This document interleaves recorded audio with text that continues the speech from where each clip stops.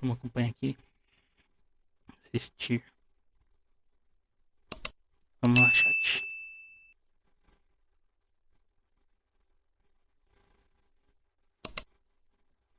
Vamos assistir. Tô com raiva.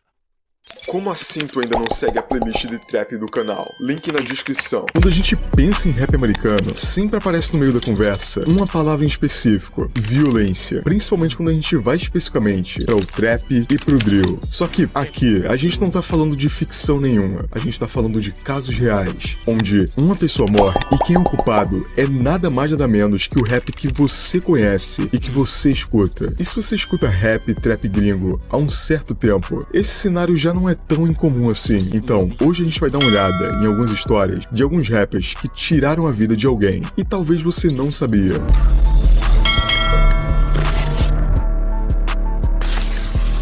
Começando com o King Von. A galera na gringa deu o nome pra ele de o maior serial killer do rap. E o Von é um dos maiores exemplos daquela linha muito confusa entre o rap e a vida nas ruas. Ele é realmente um gangster que queria ser rapper.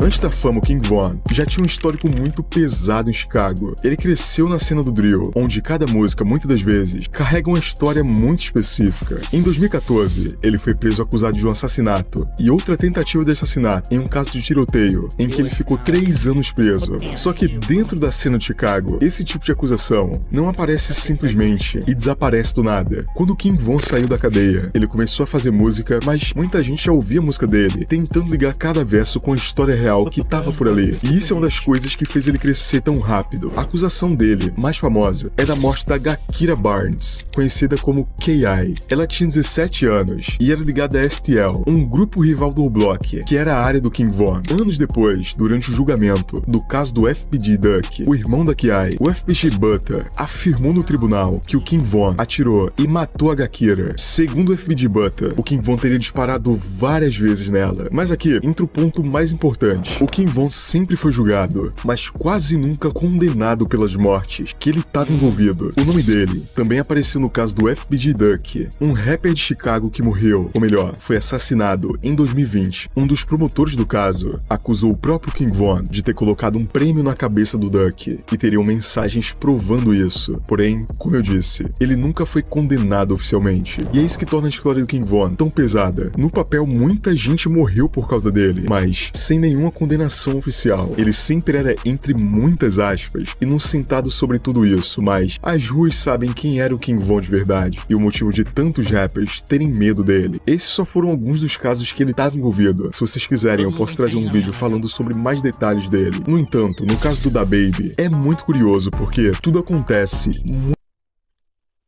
muito tempo antes dele sequer ser um rapper famoso.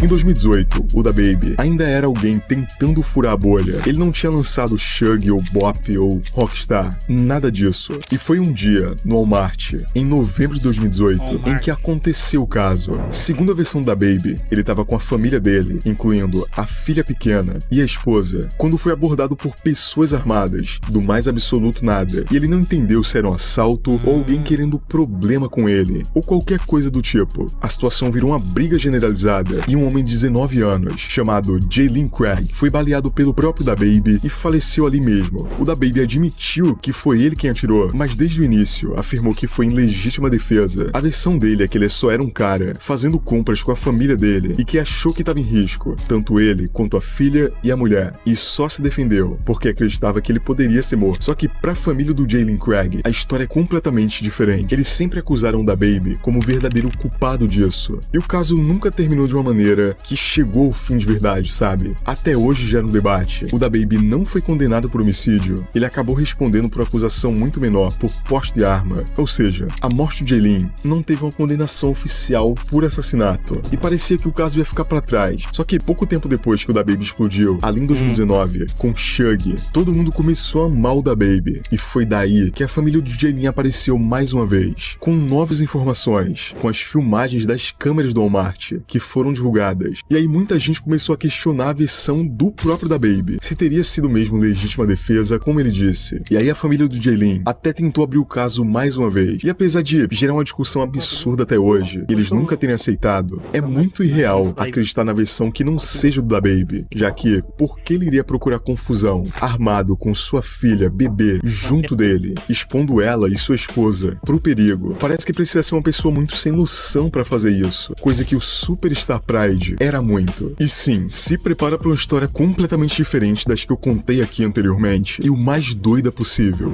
2 a.m., the night still young. You live by the gun, you gon' die by the gun. Ain't no handouts for nobody, yeah, the pussy hole. I was taught to trust none. Face your problem, never run.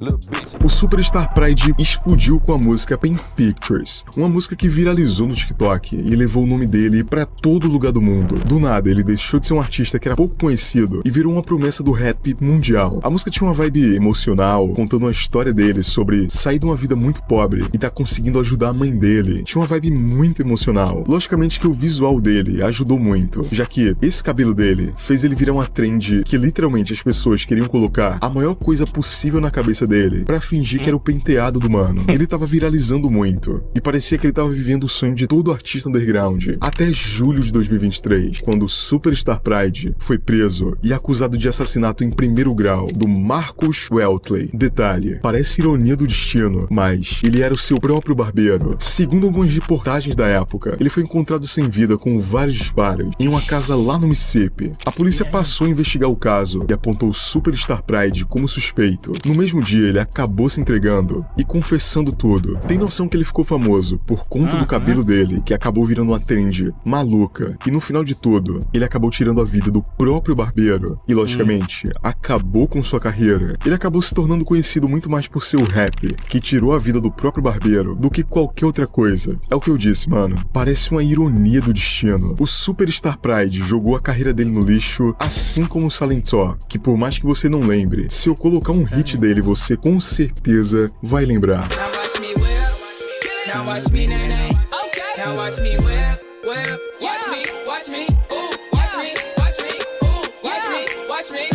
O Salentó ficou mundialmente conhecido em 2015 com a música Watch Me. Ele fez parte daquela época que o trap tava começando a se tornar algo mundial, tocava em todo lugar e todo mundo gostava. E o Salentó virou um hit absurdo. O mano veio até no Brasil tocar essa música em TV aberta, é só pra vocês entenderem essa proporção. Só que depois disso, desse sucesso gigantesco, a carreira dele começou a esfriar. Ele nunca conseguiu repetir o mesmo impacto e aos poucos, ele foi saindo das paradas e começou a aparecer mais por notícias sobre os problemas pessoais dele, prisões, muito mais do que notícias sobre as músicas. E aí veio o caso mais grave de todos. Em 2021, o Frederick Brooks III, o primo do Salentó, foi encontrado morto numa região da Geórgia. Ele tinha 34 anos e, segundo a investigação, o Frederick estava com ferimento de bala. A polícia encontrou estojo de munição perto do corpo e umas câmeras de segurança mostraram uma BMW branca saindo da região pouco depois do disparo. Só que o detalhe que fecha tudo é que o Salentó foi a última pessoa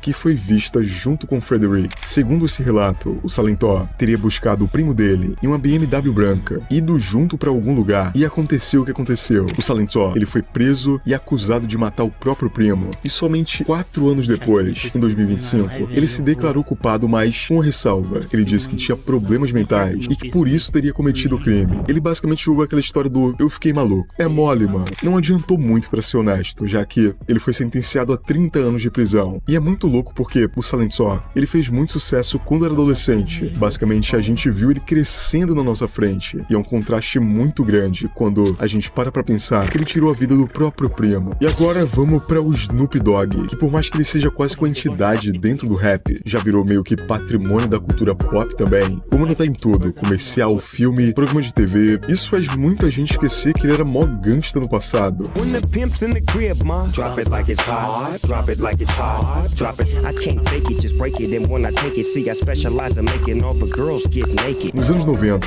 a imagem dele era outra. Ele tava na Death Row, uma das gravadoras mais perigosas do rap, e ele tava sendo uma das maiores promessas também. E justamente nesse auge ele foi acusado de assassinato. O caso envolvia o Philip Waldemari, que era da gangue By Yourself Hustlers, uma rival da gangue do Snoop Dogg, os Crips. E aí já entendeu o que acontece aqui, né? O Philip, ele foi morto em 1993, com o Snoop Dogg e o segurança dele sendo acusado disso. A história é que o Philip, que era rival da gangue do Snoop Dogg, teria entrado em uma treta com os membros da gangue do Snoop Dogg e o próprio Snoop Dogg poucas horas antes do acontecido, uma briga de rua mesmo. E na acusação, dizia que o Snoop Dogg estava dirigindo o carro que teria sido usado para tirar a vida dele. E aí tem duas versões. A versão da defesa do Snoop Dogg, que diz que o Philip teria ido pra cima do Snoop Dogg e do segurança dele, fazendo meio que uma espécie de emboscada em um lugar. E aí tem a outra versão, que diz que o Snoop Dogg e o segurança dele, o McKinney, teriam feito a emboscada pro Philip. E aí a acusação também nunca entrou no consenso de quem disparou, se foi o Snoop Dogg ou o segurança dele, mas já dá pra imaginar o tamanho e a proporção disso aqui. Um dos maiores rappers do mundo, um dos mais famosos naquela época, enfrentando uma acusação que poderia colocar ele na prisão e acabar com a carreira dele pra sempre. Tudo isso foi televisionado em rede nacional naquela época. Só que em 1996, o Snoop Dogg e o segurança dele foram absolvidos das acusações, já que também, mais uma vez aqui, foi dado como legítima defesa, e nem ele, nem o seu segurança foi condenado por isso. Mesmo assim, esse caso marcou a carreira dele, porque durante aquele período, o Snoop Dogg viveu uma acusação que poderia colocar ele na cadeia pra sempre. Se o resultado tivesse sido diferente, a gente podia não conhecer o Snoop Dogg da maneira que a gente conhece hoje. Fala aí, eu sou o Vitruviano e esse foi mais um vídeo do meu canal. Se você curtiu o conteúdo, não esquece do like, inscrição e um comentário pra me ajudar no algoritmo. Se quiser divulgar sua música aqui, todos os meus contatos vão estar aí na descrição. Muito obrigado por me ouvir até aqui e até a próxima.